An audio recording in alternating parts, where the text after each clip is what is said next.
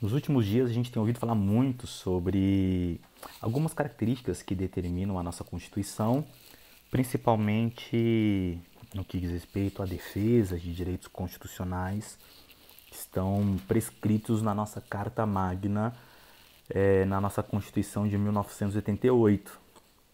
Durante muito tempo, eu li a Constituição e também sempre discuto com os meus alunos o que quer dizer uma carta constitucional nos termos que está prescrito no nosso documento, nessa nossa Carta Magna, como nós chamamos, ou Carta Maior.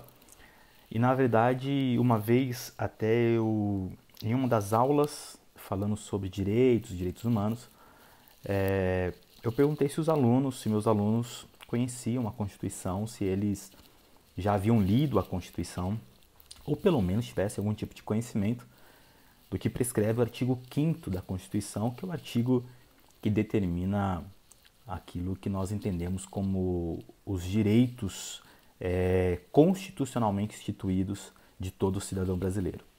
E é claro que, como eu já esperava, os meus alunos me falaram que nunca haviam lido a Constituição. Então, o que eu fiz com eles? Eu, em uma aula, peguei a nossa Constituição, abri e comecei a ler com eles desde o preâmbulo da nossa Constituição até o artigo 5º.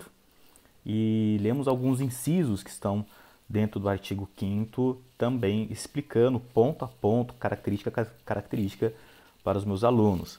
E foi interessante perceber o quanto que para eles muita coisa do que eles imaginavam estar na Constituição ou que eles achavam muitas vezes não ser direitos constitucionalmente instituídos, a sua surpresa no momento em que eles identificaram que estava lá na Constituição. Então, dado a esses contextos que a gente tem visto muito nos nossos dias, de uma relativização dos direitos constitucionais, em uma certa fragmentação e fragilização da nossa democracia, essa ameaça à ordem democrática e principalmente a essas tensões que se intensificaram nos últimos anos e nós poderíamos dizer até de 2016 para cá, a nossa democracia foi fortemente fragilizada, tem sido atacada, tem sido alvo de ataque e na última semana nós vimos mais uma vez algumas determinações constitucionais serem não apenas tomados de forma irresponsável pelo governo atual, pelo líder da nação, né, que ocupa o Palácio do Planalto, tanto quanto por várias pessoas que acabaram se mobilizando para fazer determinados comentários a respeito da Constituição, sem nenhum tipo de conhecimento. Quando a gente pega a nossa Constituição, que foi promulgada no ano de 1988, seria algo muito simples, está disponível no Google, você pode colocar aí no Google, na internet, você acha rapidamente, é um documento público e facilmente de se encontrar. E eu gostaria de ler com vocês algumas coisas que estão aqui e que eu vejo extremamente necessário, não apenas a compreensão e o aprendizado, mas principalmente a leitura simples da Constituição poderia nos esclarecer acerca de muitas dúvidas que eu vejo acontecer no nosso meio e principalmente nesse contexto de polarização política em que nós estamos vivendo e acirramento político ameaça as ordens constitucionais, ameaça as instituições que compõem os nossos poderes, está sendo criado um ambiente de tensão que ao invés de proporcionar um debate no espaço público de forma extremamente democrática, o que faz parte dos embates políticos, nós temos visto esse espaço ser ameaçado não por embates políticos, mas por embates que caracterizam muitas vezes crimes e principalmente a supressão de direitos e eliminação do opositor, eliminação do pensamento diferente, divergente. E o pensamento diferente e divergente, a pluralidade de ideias são fundamentos de um espaço democrático de direito. Então eu gostaria, nesse vídeo, de ler com vocês um pouquinho, pelo menos alguns artigos aqui da nossa Constituição, para a gente poder esclarecer algumas coisas que eu acho extremamente necessário no contexto que a gente está vivendo. Se você pegar apenas o preâmbulo da nossa Constituição, o preâmbulo já dá para nós algumas características fundamentais, anunciam algumas características que estarão presentes na nossa Constituição e que para nós são cláusulas pétreas, né, que são aquelas que não podem ser mudadas. O preâmbulo começa assim, eu acho fantástico, eu acho lindo esse preâmbulo da nossa Constituição. Ele diz assim, ó, nós, representantes do povo brasileiro, reunidos em Assembleia Nacional Constituinte para instituir um Estado democrático. Então a primeira coisa que fica claro na frase, né, da nossa Constituição é de que o nosso Estado se organiza a partir de um espaço democrático. O nosso Estado é um Estado democrático. Só que para que ele possa se manter no Estado democrático, é necessário com que aqueles que ocupam poderes, aqueles que ocupam o governo, ainda que seja temporário, porque nós somos, né, espaços de governo que alternam a cada 4 anos, eles precisam, de uma certa forma, no exercício da sua função, do seu poder, fazer a manutenção desse Estado democrático.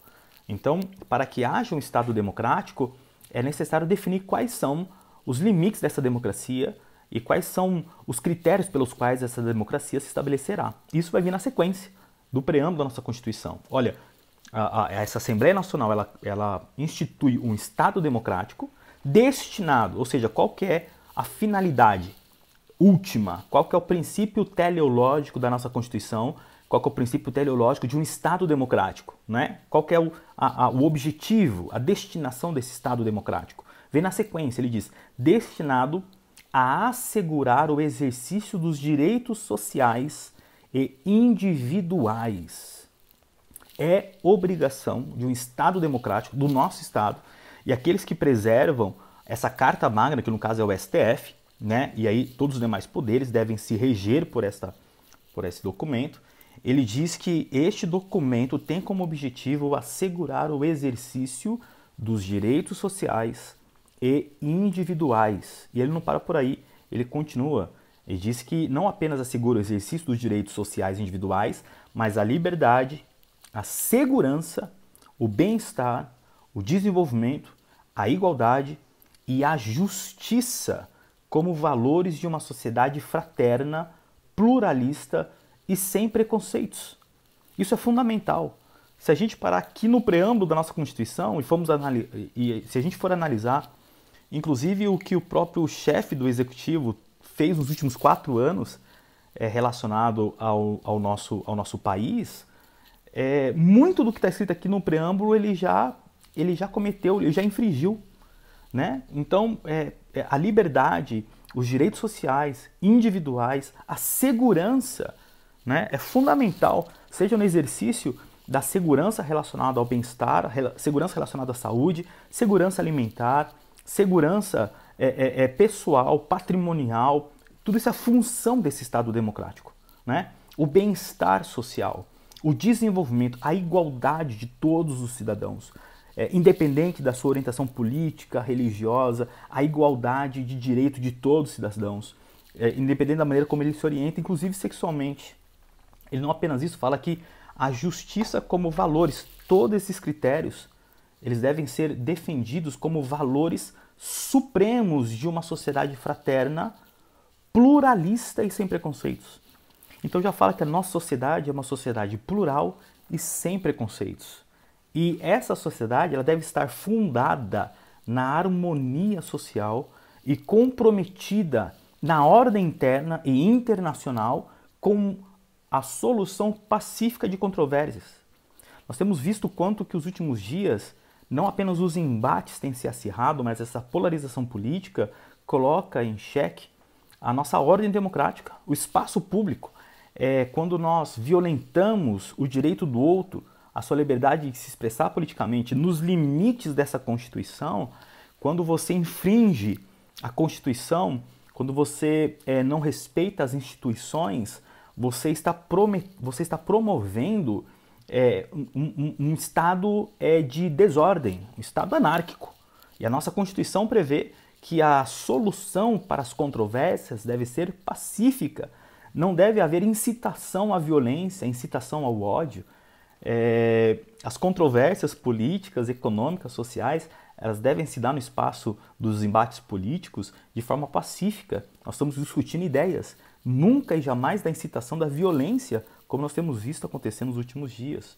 Ele fala isso, né? Então, essa Constituição ela deve estar fundada na harmonia social, comprometida na ordem interna e internacional, com a solução pacífica das controvérsias. Promulgamos, sob a proteção de Deus, a seguinte Constituição da República Federativa no Brasil. Aí vem o artigo 1º que eu acho fantástico. O artigo 1º diz: a República Federativa do Brasil, formada pela união indissolúvel dos estados e municípios e do Distrito Federal, constitui-se em Estado democrático de direito. É uma outra coisa que muita gente precisa aprender, o que é um Estado democrático de direito. As pessoas pensam que a nossa Carta Magna e o nosso Estado se organiza a partir de um Estado teocrático autoritário, como se o chefe do executivo ou de qualquer outro poder pudesse tomar as suas decisões independente da vontade do povo, independente dos outros poderes, né? Não existe essa sobreposição de um poder sobre o outro. O chefe do executivo ele não pode achar que ele pode governar autonomamente.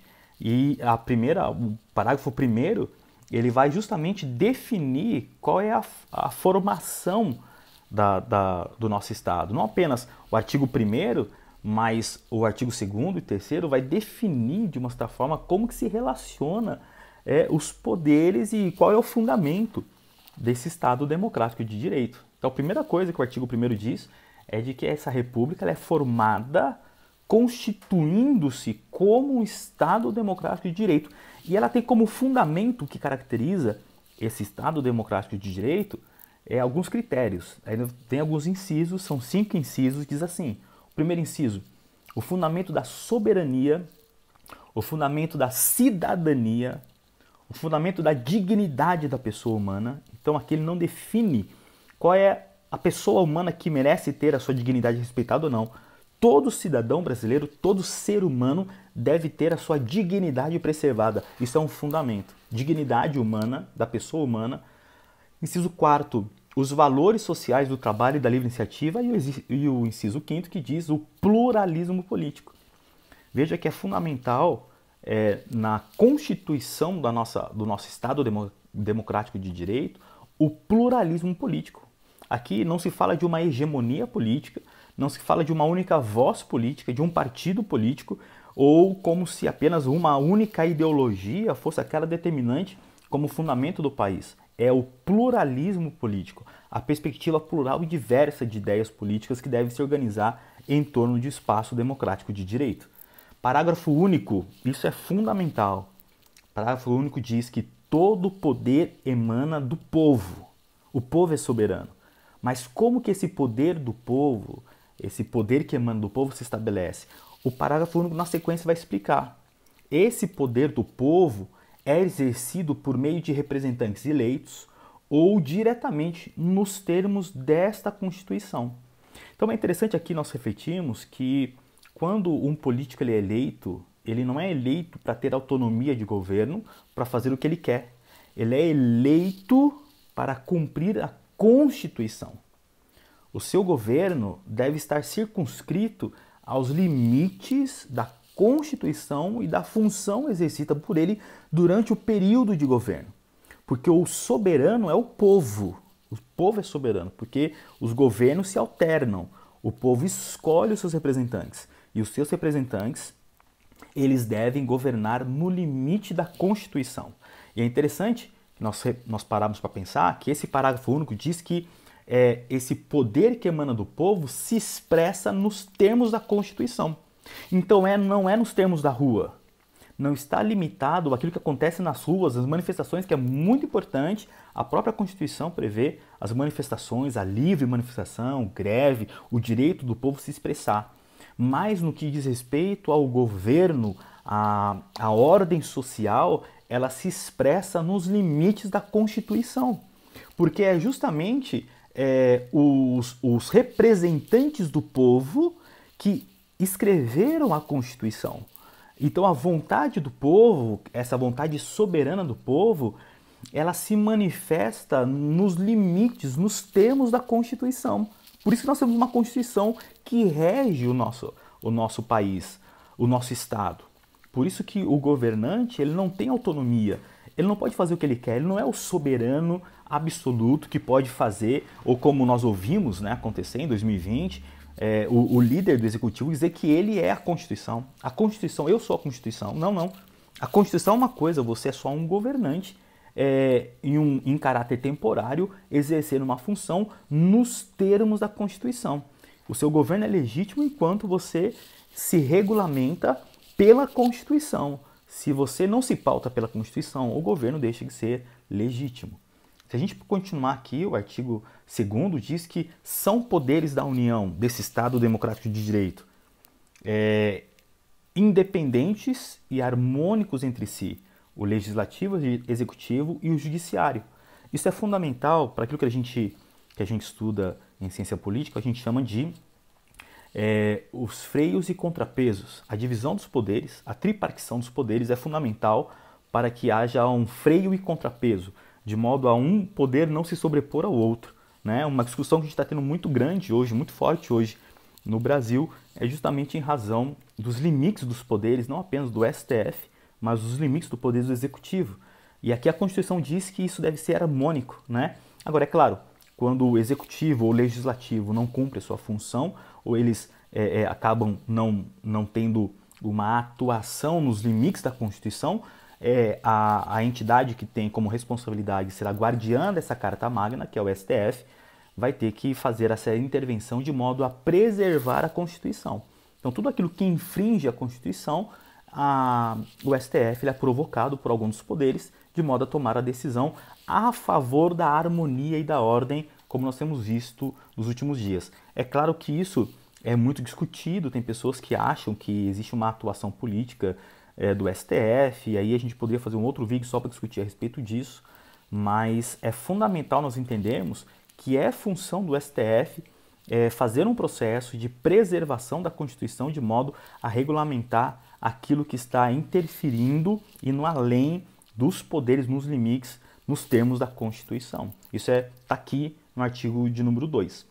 O artigo 3 diz o seguinte: constituem objetivos fundamentais da República Federativa do Brasil. Então, qual que é o objetivo fundamental da República Federativa do Brasil? Isso aqui é muito importante a gente saber. O inciso 1º diz assim: construir uma sociedade livre, justa e solidária. Então, é função do Estado, né, representado pela aquilo que a gente chama de república, uma coisa pública de todos, construir uma sociedade livre, justa e solidária. O inciso 2º diz garantir o desenvolvimento nacional. O inciso 3º diz erradicar a pobreza e a marginalização e reduzir as desigualdades sociais e regionais. Então, é fundamento da República Federativa do Brasil. É fundamental com que o Estado brasileiro, representado na união dos três poderes, possa ter como fundamento esses objetivos. Qual que é o objetivo? Olha o que diz o inciso 3º, erradicar a pobreza. Então veja que erradicar a pobreza, as políticas sociais de modo a atender a necessidade dos pobres, não é uma pauta da esquerda, não é uma pauta dos progressistas, não é uma pauta comunista, socialista, é um inciso 3º do artigo 3º da nossa Constituição. Então é função do Estado se preocupar e se ocupar com a erradicação da pobreza, não apenas isso, mas erradicar também a marginalização. E a gente não erradica a marginalização por meio da violência, por meio da repressão, é por meio de infraestrutura, de política pública. E principalmente as desigualdades sociais e regionais. Então veja que essa pauta, que muitas vezes é descrita como exclusivamente uma pauta da esquerda, uma pauta da progressista, comunista, é um artigo fundamental da nossa Constituição. No artigo que diz que como as características fundamentais da nossa República Federativa do Brasil, o fundamento, o objetivo fundamental da República é erradicar a pobreza, a marginalização e reduzir as desigualdades sociais e regionais. E o inciso 4º diz que é promover o bem de todos. Promover o bem de todos. E presta atenção que vem na sequência, porque tem uma vírgula. Como que isso vai ser feito? Quais são os critérios pelos quais a Constituição diz que é função do Estado promover o bem de todos, sem preconceitos de origem, raça, sexo, cor, idade ou quaisquer outras formas de discriminação. E aqui a gente pode colocar discriminação de gênero, discriminação ideológica, discriminação política. É fundamental, discriminação religiosa, é fundamental a gente perceber o quanto que a Constituição diz que qualquer outra forma de discriminação, se você tem como critério construir uma República Federativa do Brasil, que tem como objetivo fundamental promover o bem de todos, esse bem de todos é justamente determinado por um Estado que busca agir sem preconceito de origem, de raça, de sexo, de cor, de idade ou qualquer outra forma de discriminação. São 4 incisos que estão presentes no artigo 3º da nossa Constituição que caracteriza o objetivo fundamental da República Federativa do Brasil. E para a gente encerrar, eu não vou me alongar muito nesse vídeo, já passou até do tempo que eu imaginava, só para a gente ficar ainda no título 1º, né? Nós estamos aqui do princípios fundamentais, cláusulas pétreas da nossa Constituição. O artigo 4º, ele diz assim: a República Federativa do Brasil rege-se nas suas relações internacionais pelos seguintes princípios: relações internacionais, independência nacional, prevalência dos direitos humanos. Então isso aqui é fundamental, foi termos que o Brasil assinou em compromissos assinados internacionalmente, né? Nas relações não apenas nacionais, mas internacionais. A prevalência dos direitos humanos, a autodeterminação dos povos, então, isso que é fundamental, a autodeterminação dos povos, não intervenção, igualdade entre os estados, defesa da paz, solução pacífica dos conflitos. É um compromisso assinado não apenas internacionalmente, mas deve ser nacionalmente. Repúdio ao terrorismo e ao racismo. Repúdio ao terrorismo e ao racismo. Cooperação entre os povos para o progresso da humanidade, concessão de asilo político, e o parágrafo único diz: a República Federativa do Brasil buscará a integração econômica, política, social e cultural dos povos da América Latina, visando a formação de uma comunidade latino-americana de nações. Então, é uma responsabilidade do nosso Estado estabelecer uma relação com as demais nações da América Latina de modo a promover um desenvolvimento regional, aquilo que caracteriza a América do Sul, né? Independente das nossas diferenças políticas que caracteriza. Claro que respeitando, né, estados que compartilham dos mesmos valores que a gente. Valores que estão prescritos na nossa Constituição, não valores que estão prescritos nos interesses ideológicos de quem está no poder. Então, qual que é a função do governante? A função do governante é reger, fazer o seu governo, executar o seu governo no limite da Constituição. Não é promover um Estado que tenha como objetivo furtar-se da sua responsabilidade constitucional e estabelecer um princípio ideológico a partir da sua orientação que determina a sua cabeça. Existe uma Constituição. Lembra que nós falamos? O artigo 3º, ele diz que são objetivos fundamentais essas funções aqui da República Federativa do Brasil. Não apenas isso, mas o parágrafo único do artigo 1º diz que o poder emana do povo e que isso se dá por meio desse poder exercido por meio de representantes eleitos, aí seja o presidente, seja os deputados, senadores, vereadores, seja o que for, mas todos eles se estabelecem o seu poder no limite da Constituição, não no limite das ideologias que cada partido ou cada representante possa ter, mas no limite da Constituição. Isso é fundamental. E aí, claro, nós não temos tempo, mas nós poderíamos ainda ler aqui o artigo 5º, né?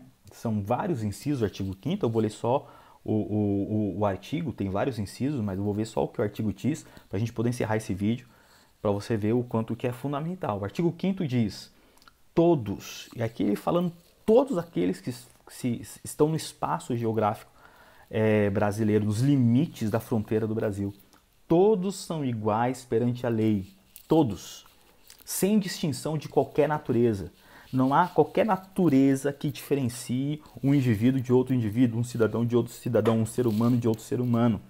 todos são iguais perante a lei, que é um princípio daquilo que a gente chama de contratualismo ou de pacto social na ciência política, fundamental, que é a igualdade jurídica, né? Rousseau já falava isso lá no século XVIII. Né? É fundamental a ideia de uma igualdade jurídica, todos são iguais perante a lei, não havendo nenhum tipo de distinção de qualquer natureza.